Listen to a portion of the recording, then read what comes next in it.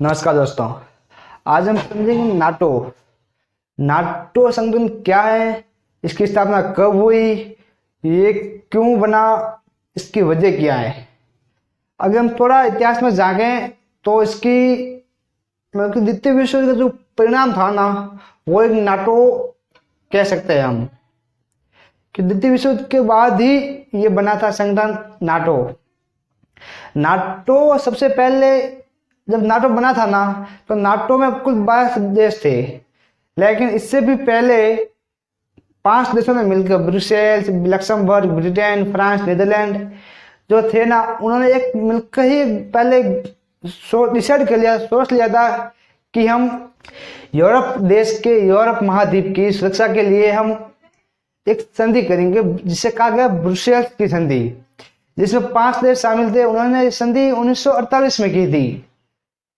उसके बाद ही नाटो की स्थापना हुई। नाटो का प्रस्ताव जो पास किया था यूनाइटेड में, वो अमेरिका ने किया था। अगर हम ये कहें कि जो नाटो संगठन है ना, जो नाटो संगठन है वो उत्तरी अमेरिका और यूरोपीय महाद्वीप के ही देशों का है, अन्यथा न ही इसमें कुछ शामिल है ना ही हो सकता है। लेकिन पहले एक शर्त थी कि नाटो में आपको शामिल होने के लिए आपको यूरोपीय देश होना अनिवार्य है। लेकिन धीरे धीरे या वर्तमान युग में नाटो खुद अपना विस्तार कर रहा है और दूसरे देशों को न्योता दे रहे हैं कि आप आओ, हमारे साथ संधि करो, हम आपको सहायता देंगे, राजनीतिक सहायता, सैनिक सहायता जो भी है वो हम देंगे, आओ आप नाटो ज्वाइन करो। नाटो खुद ये अब आमंत्रित कर रहा है देशों को। उसमें से एक था यूक्रेन, वही जो युद्ध छिड़ा है। तो हम समझते हैं नाटो। पहले नाटो की फुल फॉर्म है नॉर्थ अटलांटिक ट्रीटी ऑर्गेनाइजेशन, यानी कि उत्तरी अटलांटिक संधि संगठन। इस संधि में तय हुआ था कि अनुच्छेद 5 के तहत या आर्टिकल 5 के तहत यह है कि कोई भी देश सदस्य देश में कोई भी देश नाटो के सदस्य देशों पर हमला करेगा, तो मानो जिसमें शामिल 30 देश हैं, तो उस 30 देशों पर ही हमला माना जाएगा और 30 देश वो साथ मिलकर अगले देश पर हमला करेंगे। नाटो का आर्टिकल 5 ये कहता है कि कोई भी देश नाटो के सदस्य देश पर कोई हमला करेगा, तो नाटो के 30 देश सदस्य मिलकर अगले देश पर हमला करेंगे। ये नाटो का मेन पॉइंट है, आर्टिकल 5। अब नाटो का हेडक्वार्टर ब्रुसेल्स की राजधानी बेल्जियम में है। नाटो का हेडक्वार्टर ब्रुसेल्स की राजधानी बेल्जियम में है। जब नाटो की स्थापना हुई थी तो उसमें 12 देशों ने मिलकर ही नाटो की स्थापना की थी। नाटो की स्थापना 1949 में हुई थी, 4 अप्रैल 1949।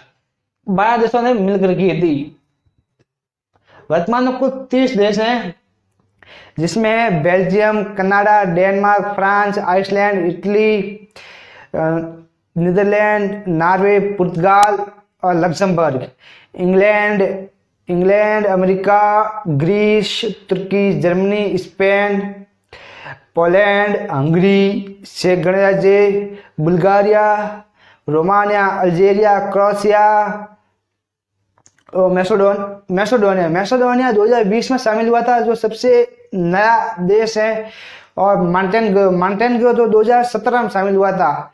2 नए देश, पहले 28 थे, वर्तमान 38 देश हैं, जिसमें मैसेडोनिया जो 2020 में शामिल हुआ था, और एक है मॉन्टेनेग्रो जो 2017 में शामिल हुआ था। ये 2 नए देश हैं जो शामिल हुए थे। फिर नाटो की शुरुआत। नाटो की जो स्थापना हुई थी वो सेकेंड वर्ल्ड वॉर के बाद में हुई थी, क्योंकि सेकेंड वर्ल्ड वॉर के बाद में विश्व 2 दौरान में बढ़ गया था, जिसमें एक तरफ था सोवियत संघ, दूसरी तरफ था अमेरिका।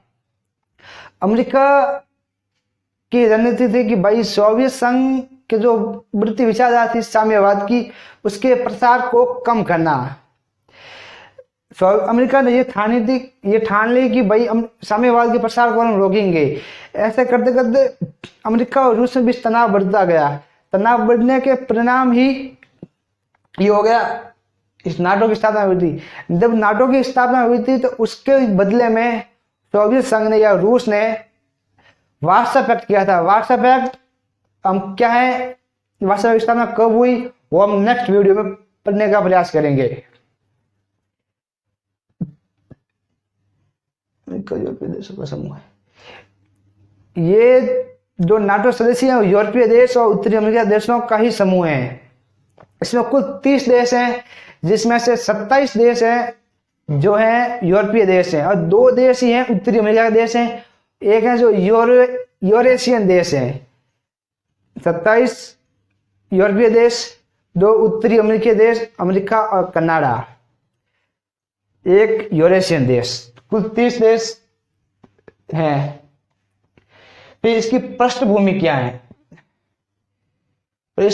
इसमें शामिल देश एक दूसरे को, इसकी पृष्ठभूमि है कि कार्य कैसे करेगा। ये इस नाटो एक सामूहिक सैन्य सुरक्षा के रूप में कार्य करता है। नाटो सामूहिक सुरक्षा के तौर पर कार्य करता है।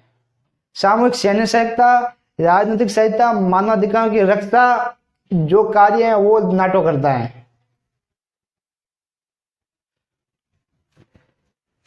जब नाटो की रूस ने 1948 में जब जर्मनी की राजधानी बर्लिन की नाकाबंदी की, तब अमेरिका ने, संयुक्त राज्य अमेरिका ने रूस को घेरने की रणनीति अपनाई थी।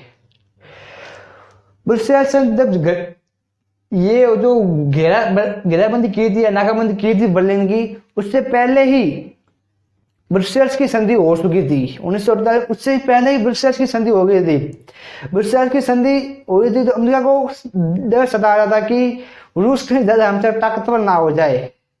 इसी के लिए वो नाटो की स्थापना हुई और उसके विपरीत में रूस ने वार्सा पैक्ट किया था। जो नाटो की प्रस्ताव पेश किया गया था वो अमेरिका ने किया था यूएनओ में और अनुच्छेद 15 के तहत किया गया था। अनुच्छेद 15 के तहत स्थापना की गई थी। तो फिर रूस ने जो वार्सा पैक्ट किया था उससे क्या हुआ, शस्त्रगण को बढ़ावा मिल गया।